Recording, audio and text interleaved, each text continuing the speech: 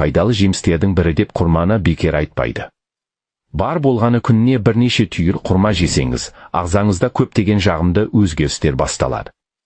Құрманың денсаулыққа қаншалықты пайдалы екені, оның калориясы, қандай емді қасиеттері бар екені көпшілікті қызықтырады.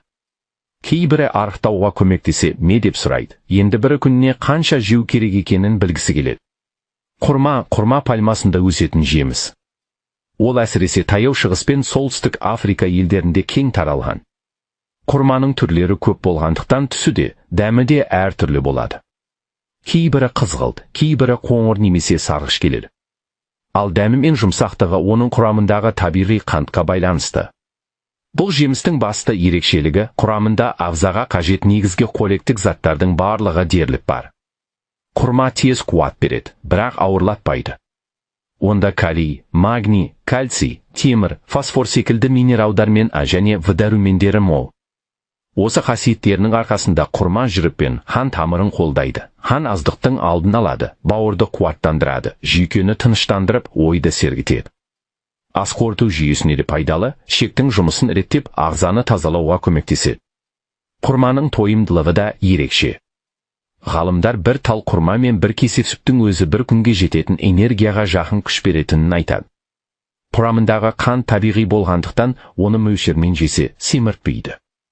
Керісінше, аштықты басып, тәттіге деген құмарлықты азайтады. Сол себепті құрманы спортшылар да жиі тұтынады. Ол күшті бірден емес, біртіндеп беріп, ұзақ уақытқа жеткізеді. Әрине, құрмада көмірсу көп екенін ескерген жөн. Дәмі өте тәтті болғанымен шамадан тыс жеуге болмайды. Күніне орта есеппен 3-7 тал құрма жеткілікті, ал арықтағысы келетіндер үшін 3 талдың өзі қауіпсіз мөлшер саналады. Тіпті кей зерттеулер құрманың тез қорытылып, аштықты азайтатынын, сол арқылы салмақты бақылауға көмектесетінін көрсетеді. Ораза кезінде құрманың ерекше бағалануы да тегін емес. Ол ағзаға тез қуат беріп, әлсіреген денені қалпына келтіруге көмектеседі. Сонымен қатар іш қату кезінде пайдалы, қан қысымы мен холестеринді қалыпқа келтіруге ықпал етеді деп саналады. Кальций мен темірге бай болғандықтан, сүйек әлсірегенде, анемия кезінде де ұсынылады. Кей зерттеулер құрма мидың жұмысын жақсартып, есте сақтау қабілетін арттыратынын айтады. Қызығы, көптеген танымал спортшылар да күн сайын бірнеше тал құрма жейді. Себебі құрмадағы табиғи қант кәдімгі қантқа қарағанда әлдеқайда пайдалы, энергияны ұзаққа жеткізеді. Ол сүйек пен бұлшық етті нығайтып, иммунитетті күшейтеді, жөтел мен тамақ ауырғанда да жеңілдік береді. Тіпті кей деректерде құрманың қорғаныш қасиеті бар екені де айтылады. Әйелдер үшін құрманың пайдасы тіпті ерекше. Жүктілік кезінде ағзаны қуаттандырып, босануды жеңілдетуге сеп болады. Босанғаннан кейін әлсіреген денені тез қалпына келтіріп, ана сүтінің көбеюіне әсер етеді.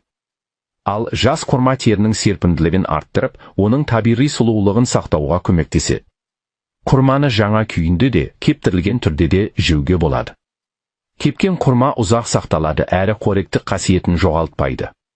Күніне 3-5 тал құрма жеу ағзаға жеткілікті пайда келіп, денсаулықты қолдайды. Қысқасы, құрма табиғаттың адамға берген шынайы күш көзі. Қазіргі қарбалас өмірде ол ағзаны қорғайды, қуат береді, сергектік сыйлайды. Күн сайын аз мөлшерде құрма жеу өз денсаулығыңызға жасаған қарапайым, бірақ өте маңызды қамқорлық.